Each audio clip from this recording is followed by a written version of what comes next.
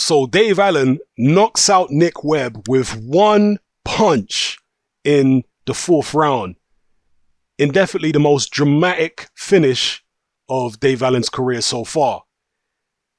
I was concerned about Dave Allen taking this fight so soon after he was stopped by Tony Yoka, and Dave Allen revealed after the fight that most of his team didn't actually want him to take this fight.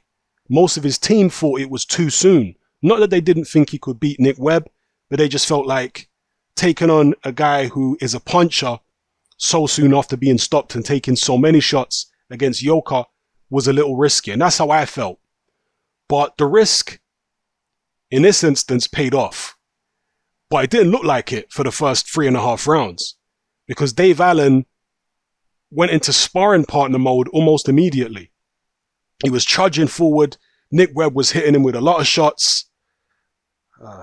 Dave Allen looked kind of flustered after he got hit clean a few times. We know Dave Allen's got a tremendous chin, but he was being hit by a very, very big man and not throwing anything. Dave Allen goes into this routine almost, where he just walks around like a heavy bag sometimes and absorbs punishment and hardly throws anything back. We saw it in the Dillian Whyte fight. That's the classic example of that. And he was doing the same here against Nick Webb. Man was just walking forward, not really throwing anything. He didn't really come alive, I think, until the 3rd round. He started slinging over a few big overhand rights. Dave Allen has got an overhand right. That's pretty much all he's got in terms of serious power punches. Or that's all he's shown, should I say, so far in his career. Maybe he's got more than that. Maybe he shows more than that in the gym. But in fights, all he ever shows is this big swinging overhand right.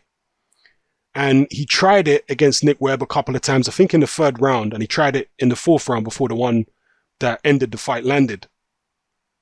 And it missed.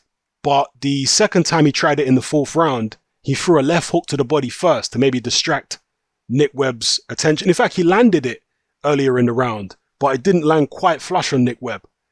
So Webb, won the first 3 rounds quite handily. And then the second time Dave Allen tried the big overhand right in the 4th, it landed flush. He distracted him with a left hook to the body, came over with a right hand, and Nick Webb was done. I mean, that was it. He tried to get up, but he was gone. And the referee rightly waved it off. Did he even make it up before the count of 10? I can't remember now. But even if he had made it up, he was in no position to continue. And Dave Allen finally gets a highlight reel victory against Nick Webb, an undefeated contender, an unproven fighter, definitely. But a guy who Dave Allen felt like he could beat. It felt like he was on the same kind of level as this guy, or perhaps a level above, and he proved it tonight. So hats off to Dave Allen. I'm glad he's safe and sound. I'm glad Nick Webb is safe and sound too. And just congratulations on the victory. Nick Webb should feel glad, to be honest with you, that he didn't fight Joe Joyce, because that really would have been a car crash. That might have not gone around based upon what I saw there from Dave Allen.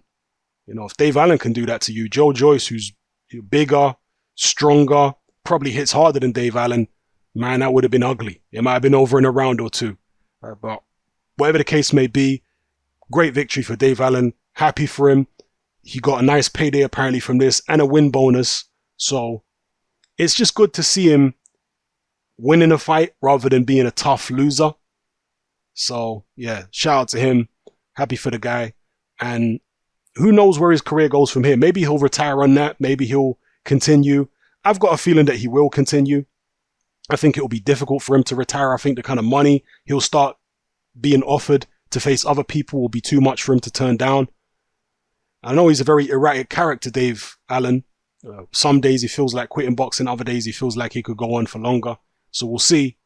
But yeah, let me know what you think Dave Allen should do from here. Who would you like to see him fight next? Maybe you think he needs to find a different trainer, a different setup, maybe get away from the I don't know what you feel like he might need to do to bring the best out of himself. Has he reached his level now?